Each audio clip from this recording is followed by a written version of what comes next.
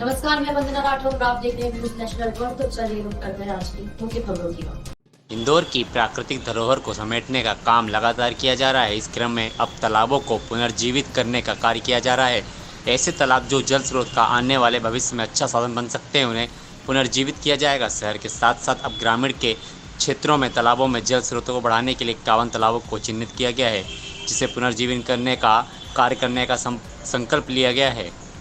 हमारे देश के यशस्वी प्रधानमंत्री माननीय नरेंद्र मोदी जी और हमारे माननीय जल संसाधन मंत्री श्री तुलसीराम जी सिलावट के नेतृत्व में यह संकल्प लिया गया है कि हमारे 51 तालाबों का गहरीकरण, सुंदरीकरण और नामांकन किया जाएगा और हमारा यही प्रयास रहेगा कि उनको अच्छे से उसका सुंदरीकरण किया जाए। यही प्रयास है हमारा। और देखिए, बहुत महत्वपूर्ण बैठक थी जिसमें जल संसाधन मंत्री आदरणीय तुलसी सिलावट जी और जो विधायक जी थे राऊ के मधु वर्मा जी, वो भी शामिल हुए। शुरुआत में हम लोगों ने 51 तालाब चिन्हांकित किए हैं ग्रामीण क्षेत्रों में, जो हम लोगों को पुनर्जीवित करने हैं या उनका सौंदर्यीकरण करना है।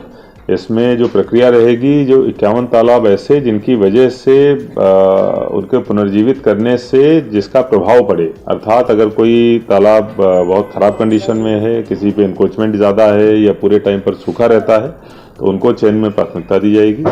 चयन कर सबसे पहले उसका सीमांकन कराया जाएगा और अगर कहीं कोई अतिक्रमण है उसको हटाया जाएगा, और जहाँ से पानी आता है अगर उस चैनल पे भी कोई अतिक्रमण है उसको भी हटाने की कार्रवाई करी जाएगी।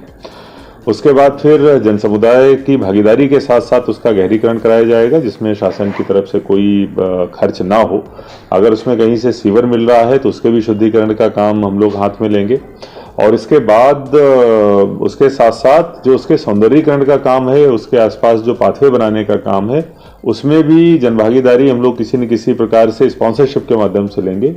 जो अगर कोई संस्था इसमें आगे बढ़कर आना चाहेगी, तालाब को गोद लेगी, उसका सौंदर्यीकरण करना चाहेगी, जहां उसका नाम भी हम लोग डिस्प्ले कराएंगे, उस मॉडल पे हम लोग काम करेंगे। तो कुल मिलाकर आज इसकी शुरुआत करी है।